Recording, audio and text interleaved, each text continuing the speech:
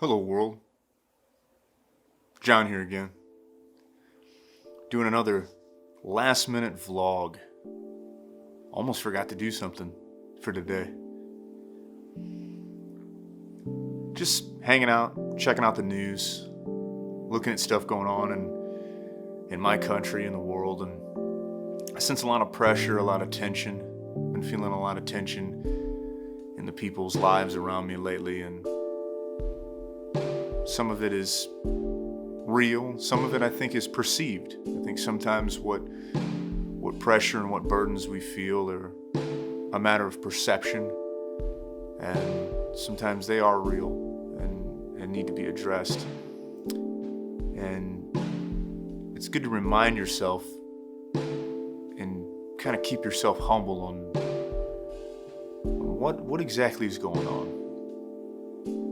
And so I wanted to do something a little more introspective. And I wanted to talk about optimism.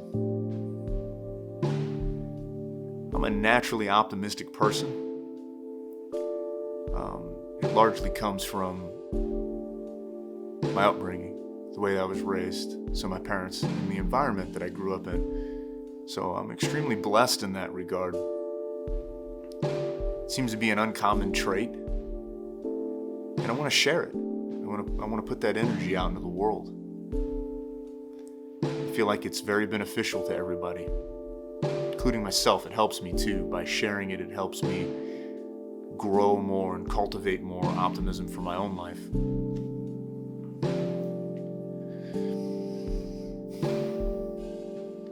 And so, where am I coming from with this, What is it like to be naturally optimistic? One of the things that I think optimism suffers unjustly is being charged with ignorance or not seeing the whole picture,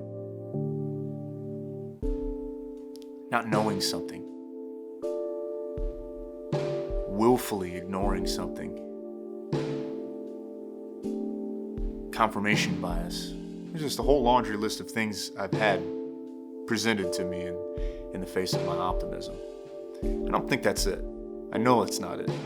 I can say confidently to you and to anyone asking me, my optimism is not born from a place of ignorance, willful or unwillful. It's not born from a place of what I would consider fully wishful thinking. It's more so, for me at least, it comes from a place of looking at all of the variables, and anywhere that there is speculation, I look at both. I prepare my heart for the worst, but my mind and my thoughts and how I speak, I have hope. I put it in hope. I put it in optimism. I make that choice here and here and here. I know the bad. I've experienced a lot of loss in my life. Some people have experienced more.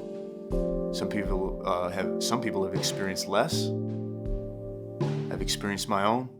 I have my own burdens. I have my own hardship.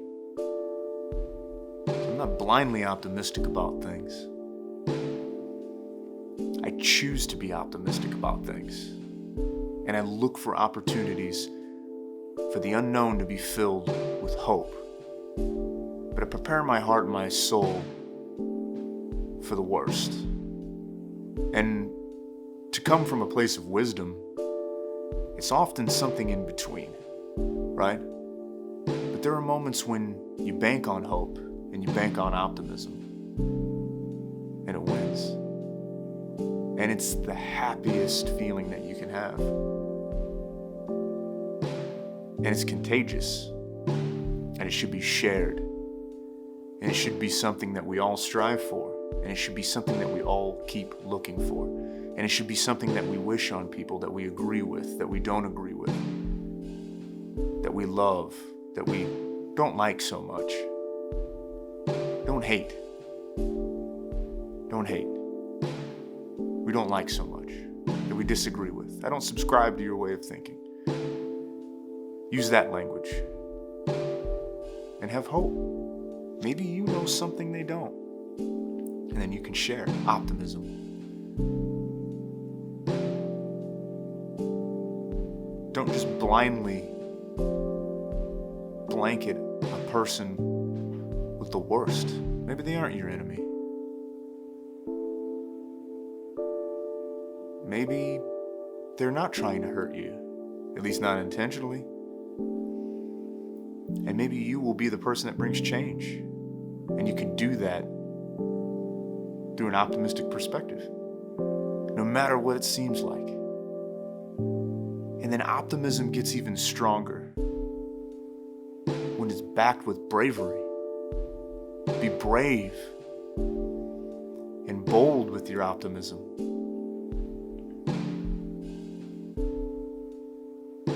That's how battles are won.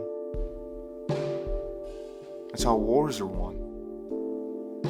That's how the struggle is won.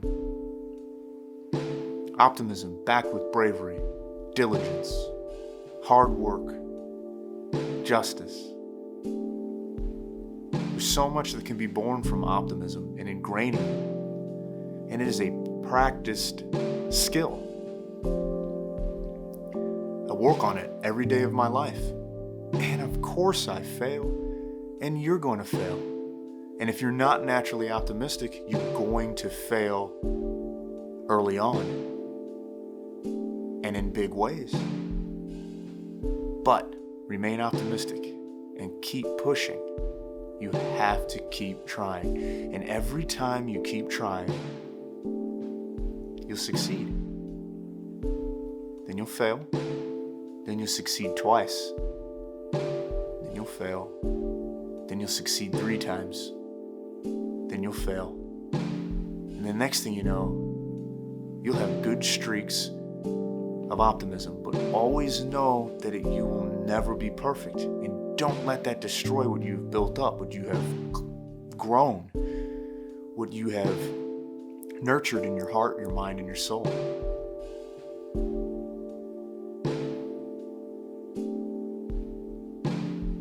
I love it. It immediately changes the whole way that I feel when I choose to look at what is speculative, respect the negative component, don't ignore it, but choose to fix your heart and your mind on the optimistic. Don't be a fool. I want to make sure that now 3 times I am clarifying this. I'm not giving you an excuse to ignore what could be true in the negative sense. But you can make a choice about what you are fixated on. And it doesn't have to be the negative. No matter what anyone tells you, you do not have to be fixated on the negative. It will rob your joy. It will ruin your train of thought. It will make you have useless enemies and fight meaningless struggles. Being optimistic, it's really hard to find any negatives. It really is. Your life is usually improved, the people around you. And like I said earlier, it's contagious. So keep your head up. Keep your feet moving. You're in it to win it. I'm here, filled with hope, wishing that you are also filled with hope. Take it easy.